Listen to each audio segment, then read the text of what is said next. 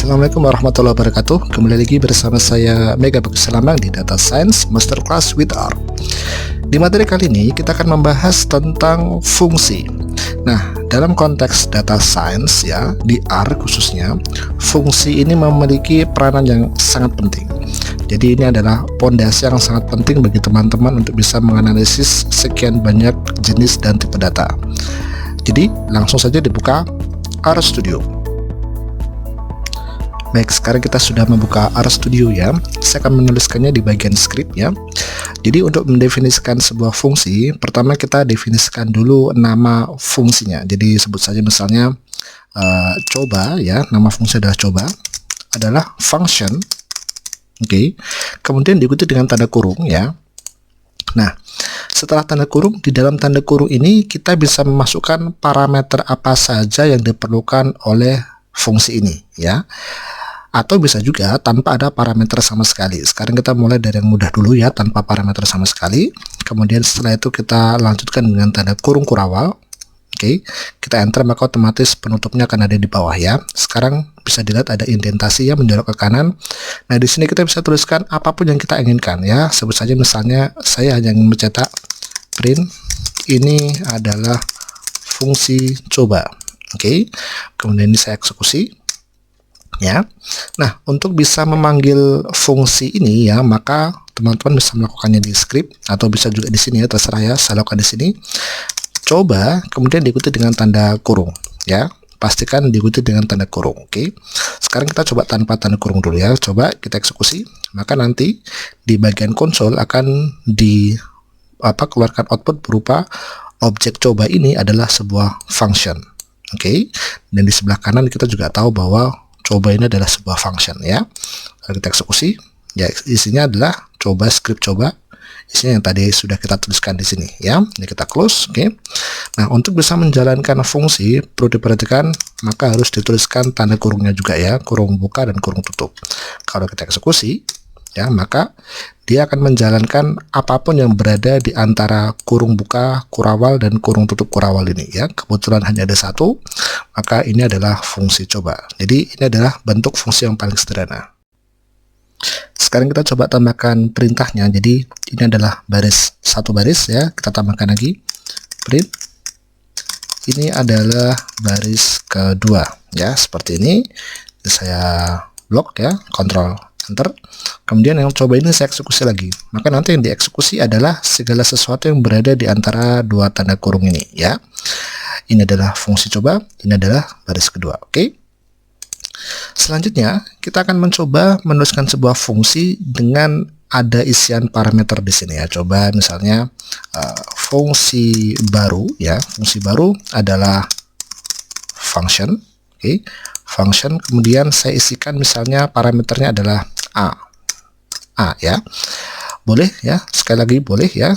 Saya coba A dulu ya, A. Kemudian di sini saya tuliskan print. Saya ingin menambahkan paste ya, menggabungkan antara karakter dengan angka ya, dengan numerik ya. Parameter yang saya masukkan adalah diikuti dengan A. Oke. Kemudian saya eksekusi.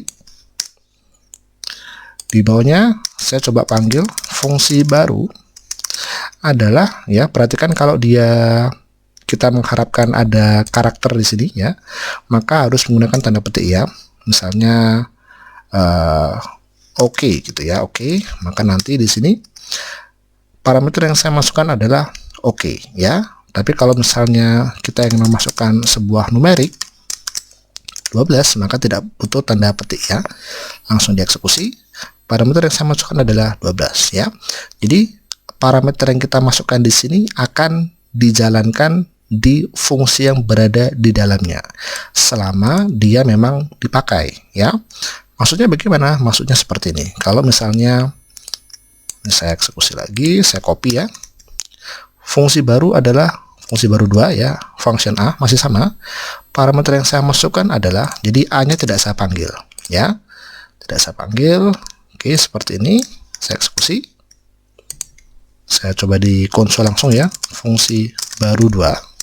jangan lupa tanda kurungnya, saya eksekusi, maka parameter yang saya masukkan adalah sama dengan kosong ya. Jadi kalau memang tidak ada, maksud saya kalau memang kita definisikan ada parameternya dan di fungsinya sendiri parameternya tidak dipakai, ya juga tidak masalah ya. Jadi terserah teman-teman mau ada parameternya ya, mau tanpa parameter, mau ada parameter ya. Dan parameter ini bisa lebih dari satu dan bisa juga kita tentukan secara default nilainya berapa. Misalnya ya, di sini A sama dengan maju ya. Oke, saya eksekusi lagi. Kemudian fungsi baru saya panggil ya, di sini saja fungsi baru. Oke ya. Jadi tanpa saya isi apapun tidak masalah karena secara default, fungsi baru. Oh, sorry saya salah ketik ya. Fungsi baru ya. Fungsi baru secara default yang dimasukkan di sini hanya adalah maju. Karena kita tentukan di sini hanya adalah maju ya. Tapi kalau ketika kita coba jalankan fungsi baru di mana A-nya kita ganti menjadi oke, maka kalau kita eksekusi ya, jadi saya mengeksekusi line 13 ya, maka nanti A-nya berubah menjadi oke sesuai yang kita masukkan. Kalau tidak kita masukkan, yang di sini kalau tidak kita masukkan maka dia akan mengeksekusi yang default bawaannya ya. Jadi bisa dipahami. Baik, kemudian fungsi ini yang paling sering untuk data science adalah fungsi nanti kita mengotak-ngatik numerik ya. Jadi memanipulasi perhitungan, aritmatika dan sebagainya. Misalnya jumlah ya. Jumlah adalah sebuah function yang terdiri dari penjumlahan dua bilangan ya, A dan B ya. Kalau teman-teman nanti kliennya bahasa Inggris ya biasanya kita menggunakan 6162 ya, tapi kalau ini untuk tutorial ya, saya gunakan A dan B saja ya. Jangan lupa tanda kurung kurawal. Oke. Nah, kemudian di sini kita cukup ingin menjumlahkan antara A dan B, maka return kita gunakan return A plus B. Saya kasih tanda pagar di sini. Return gunakan return jika kita butuh nilainya nanti. Kemudian nanti kita coba return dulu ya, return. Oke, di bawahnya saya eksekusi ya, jumlah misalnya 10 dan 20. Oke, maka akan ada hasilnya 30 ya. Nah, lalu apa kegunaan return ini? Kegunaannya adalah kita bisa menyimpan nilai penjumlahan antara A dan B ke dalam sebuah variabel tertentu. Misalnya isi, misalnya isi adalah ini ya, saya copy jumlah 10 sama 20 ya. Jadi kalau kita eksekusi, maka nanti di variabel explorer ya, kita memiliki sebuah variabel isi yang berisi 30. Kenapa 30? Karena memang kita mengambilnya dari sini ya, return A plus B. Kalau kita cek di konsol saja misalnya, print isi, maka hasilnya adalah 30 ya. Jadi itu adalah kegunaan dari return. Nah, perlu diperhatikan bahwa setelah ada perintah return, maka semua perintah di bawahnya akan di-ignore, akan dicuekin ya. Saya ambil contoh misalnya, print, coba cetak baris ini ya. Jadi ini nanti tidak akan dieksekusi ya. Kita coba dulu, kita eksekusi lagi yang perintah fungsi jumlah. Oke. Kemudian jumlah 1020 ya. Maka dia hanya akan return nilainya saja ya, return A plus B. Baris ini tidak akan pernah dieksekusi. Begitu pula ketika kita mengassign atau mendefinisikan variabel lain dengan fungsi jumlah ini ya. Maka sama, isi berisi juga tetap 30 ya, tidak ada coba cetak baris ini, tidak ada ya. Jadi sekali lagi, return itu harus diperhatikan bahwa ketika ada sebuah perintah return di sebuah fungsi, maka perintah di bawahnya tidak akan dieksekusi ya, kecuali dia untuk if else ya. Jadi contohnya seperti ini misalnya, baru adalah function num ya, kemudian if num kurang dari misalnya 10 ya, return F. Oke. Kemudian else, ini tadi tanda kurung kurawalnya berada di sini ya, berarti ini Saya hilangkan dulu biar tidak error ya. Jadi ini miliknya if, kemudian else ya, return t. Oke, seperti ini ya. Jadi coba saya eksekusi. Oke, nah sekarang saya ingin mencoba baru untuk 5 misalnya, 5 kita eksekusi, maka 5 ini false ya, false karena berada di bagian sini ya. Kalau 5 kurang dari 10 maka dia false ya, harusnya kebalik ya, harusnya ini true ya. Oke, ini harusnya false. Oke, saya ulang lagi ya. Oke, 5 kurang dari 10 true ya. Sekarang coba kalau 15 false ya, seperti ini ya. Jadi kalau kita tambahkan juga perintah di sini, print coba 1, di sini print coba 2, kemudian di atasnya kita coba juga print A, di sini print B. Jadi kita ingin mengecek apakah ini akan dieksekusi, apakah ini akan dieksekusi ya, printnya kita cek ya. Kita eksekusi lagi baru. Oke, kemudian coba 15. Oke, maka yang dieksekusi adalah B dan return-nya ya, sementara ini tidak ya. Ketika kita coba assign ini ke sebuah variable, misalnya keranjang, sebut saja begitu ya, baru 2, maka yang di print hanyalah A ya, return tidak di print. Tapi ketika kita cek keranjang, di sini dia bernilai true karena memang yang kita return ke variable keranjang adalah T atau true ya. Teman-teman bisa menuliskan true seperti ini atau T ya. Jadi kalau di R itu bisa disingkat, atau kalau mau panjang bisa dituliskan panjang. Nah, sekarang kita coba menggunakan parameter yang banyak ya. Sebut saja lagi ya, fungsi lagi namanya. Jadi function ada 3 parameter A, B dan C ya. Kemudian saya ingin mencetak gabungan antara karakter dan numerik ya. Saya adalah seorang ahli data science ya, saya seperti ini ya. Kemudian kita tambahkan A, atau kita tulis saja ya, saya. Oke, di sini kita tulis A ya, A itu adalah nama kita nanti ya. Oke, seperti ini ya. Saya bla bla bla siapa adalah ahli data science ya. Kemudian di bawahnya kita ingin return atau sebut saja print ya, kita ingin menjumlahkan misalnya atau perkalian deh ya, perkalian antara B dengan C. Bisa dipahami ya cara penulisannya, adalah atau sama dengan, boleh sama dengan. Nah di sini setelah ini kita bisa juga tinggal tuliskan B kali C seperti ini ya. Jadi bisa langsung seperti ini biar nanti hasilnya muncul di sini. Kemudian di bawahnya kita juga akan return ya, B kali C. Jadi B kali C akan kita gunakan nanti ya. Kita eksekusi. Kemudian kita coba cek di sini. Lagi kita masukkan 3 variabel, sebut saja namanya adalah Anton.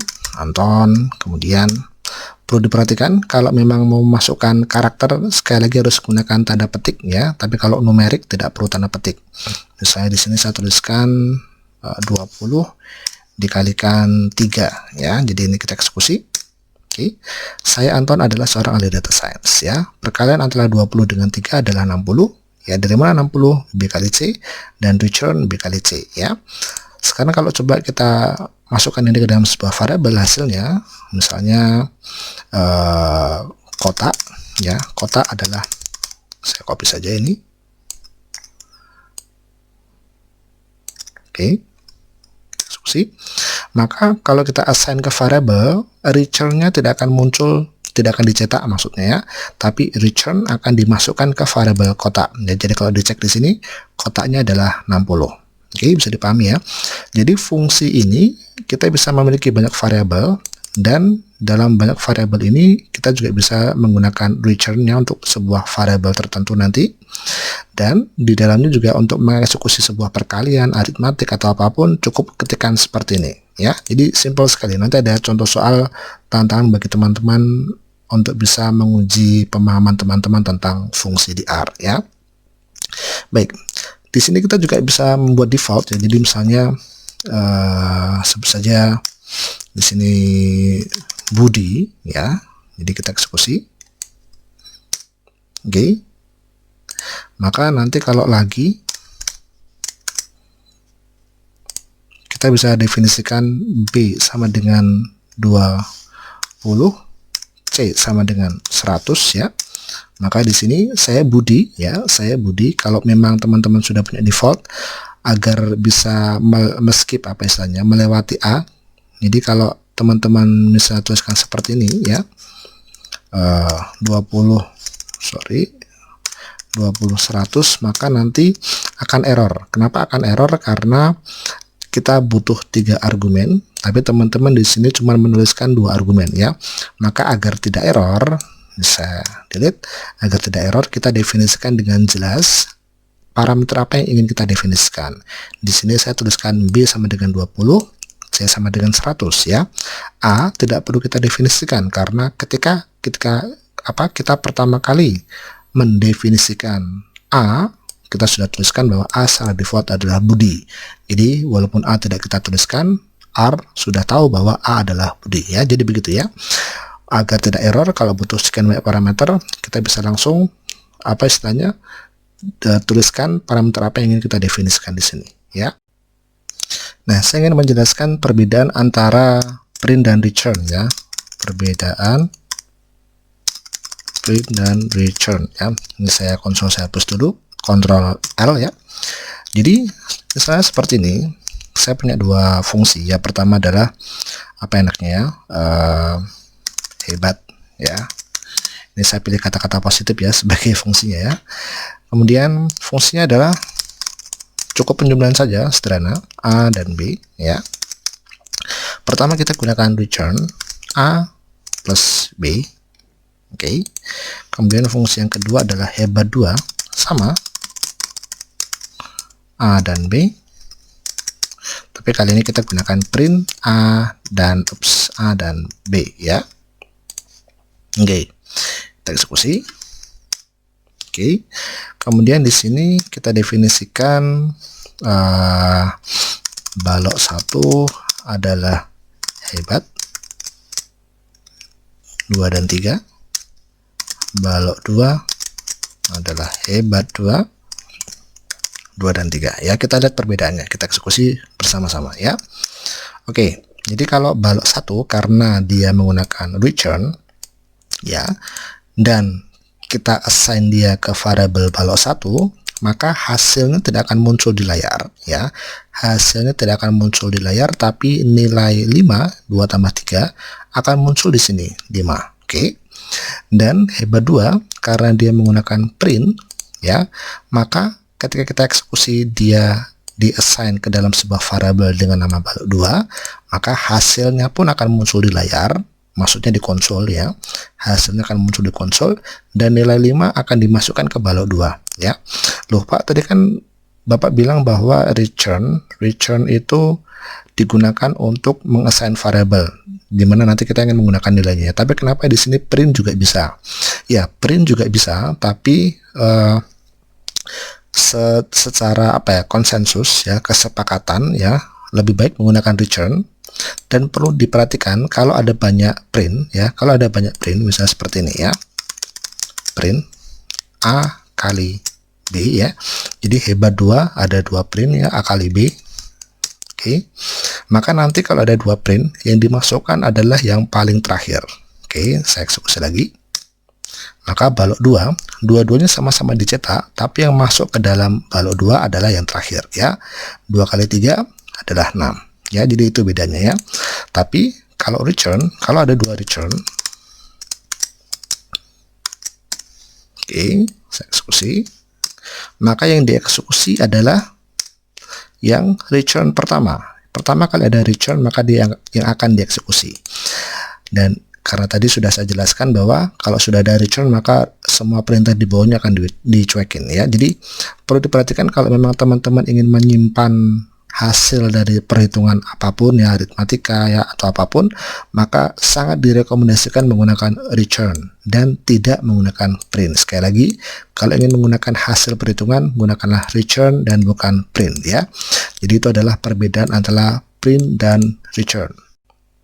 Baik, sekarang saya akan menguji kemampuan teman-teman. Apakah teman-teman sudah memahami fungsi dan juga memahami materi-materi saya sebelumnya ya? Baik, jadi sudah siap? Langsung saja teman-teman menghadapi challenge-nya. Baik, jadi ini tantangannya ya. Kita punya dua jenis emas, emas ukuran 6 kilo dan emas ukuran 1 kilo ya. Kedua jenis ini nanti digunakan untuk menghitung total batang yang diinginkan ya. Jadi misalnya nanti kita punya di sini 16 kilo, maka diperlukan 2 batang 6 kg dan 4 batang 1 kg. 2 tambah 4 totalnya ada 6 batang ya. Nah, saya meminta teman-teman untuk bisa membuatkan fungsi agar tercapai kondisi seperti ini di bawah. Fungsi untuk menghitung emas dengan, perlu diperhatikan, meminimasi jumlah batang emas. Jadi sebisa mungkin jumlah batang emasnya itu paling sedikit. Jadi kalau 16 kilo, kita bisa saja membuat 16 kilo itu terdiri dari 16 batang 1 kilo ya. Tapi otomatis 16 batang dibandingkan dengan 6 batang lebih bagus yang 6 batang karena tujuannya adalah meminimasi jumlah batang ya.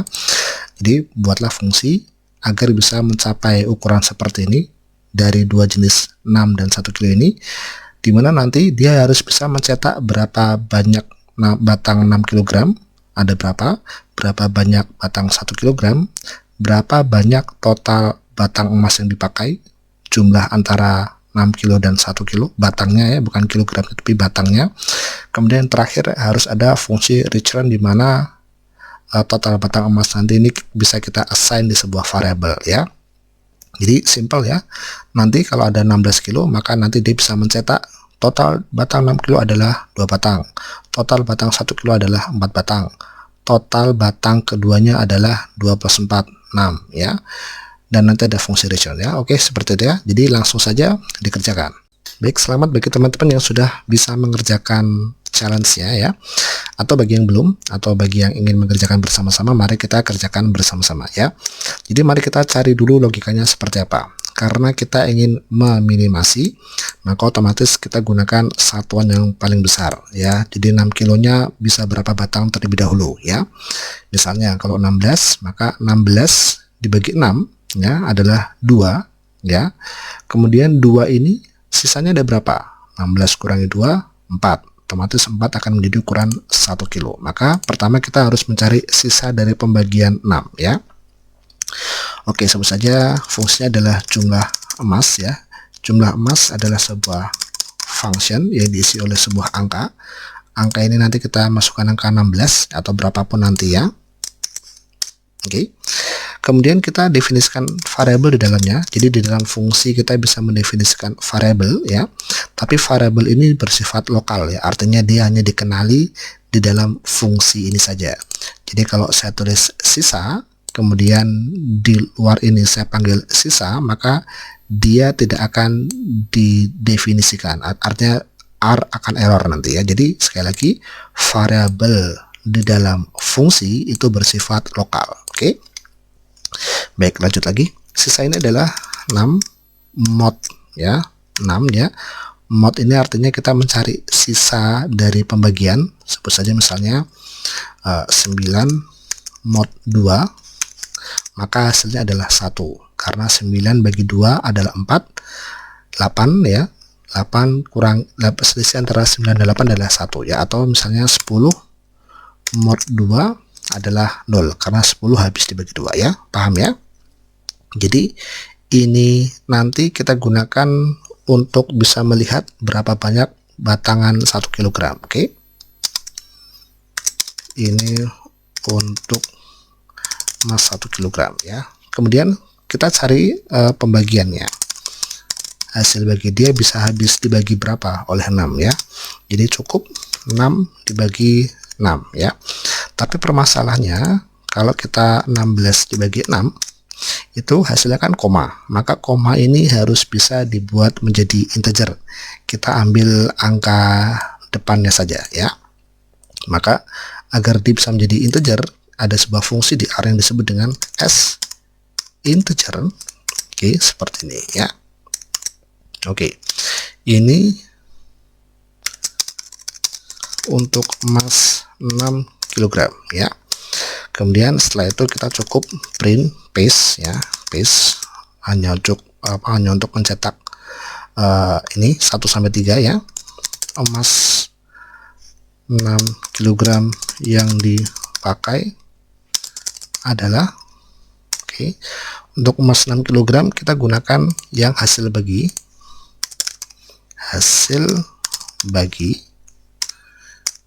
batang ya. Jadi adalah sekian batang. Oke, kemudian kita copy paste.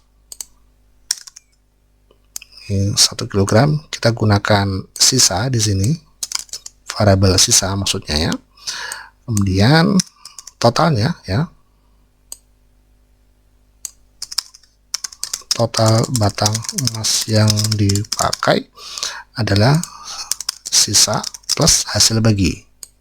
Oke, kemudian di bawah return sisa plus hasil bagi. Oke, seperti ini ya, bisa dipahami ya. Ini kita eksekusi. Oke, kita tes dulu di bawah. Jumlah emas 16 ya, jumlah 16 ya, adalah emas 6 kg yang dipakai adalah 2 batang, emas 1 kg yang dipakai adalah 4 batang ya, sama seperti di sini ya. Total batang emas yang dipakai adalah 6. Dari mana 6? 2 plus 4. Oke. Kemudian sekarang kita cek dulu ya. Total harus bisa masuk ke dalam variabel ini. Kita lihat ya. Oke. Jadi kalau di assign ke dalam sebuah variabel, maka return tidak akan keluar ya. Return tidak akan keluar, tapi return akan masuk di sini ya. Total adalah 6. Oke, sama dengan ini tadi ya. Total batang adalah 6 ya. Kita tes dulu apakah ini benar-benar berhasil. Coba kalau 17 ya, 17 kilo. 17 kilo. 6 kilo yang dipakai adalah 2 batang, sama 1 kilogramnya ada 5. Totalnya ada 7 ya. Sekarang 18. 18 ini habis dibagi 6 ya. Emas 6 kilo yang dipakai adalah 3 batang, 1 kilo yang dipakai 0 batang, jadi totalnya ada 3 batang. Coba kalau 19 ya, 19, 3 dan 1, oke, 20, 3 dan 2, 21, 3 dan 3, 22, 3 dan 4, 23, 3 dan 5 ya, dan 24, 4 batang ya. Jadi bisa dipahami ya. Oke, jadi itu pembelajaran kita hari ini. Kita sudah belajar banyak sekali tentang fungsi ya. Dan di data science menggunakan R, fungsi ini adalah sangat fundamental. Jadi teman-teman mau tidak mau harus menguasainya. Saya harap bermanfaat bagi teman-teman yang ingin terus mendukung saya. Silahkan subscribe, like, dan komen. Saya tunggu komentar teman-teman. Atau bagi yang punya pertanyaan, silahkan juga ditulis di bagian komentar. Sampai jumpa lagi di episode data science menggunakan R selanjutnya yang tidak kalah menarik. Tetap semangat. Wassalamualaikum warahmatullahi wabarakatuh.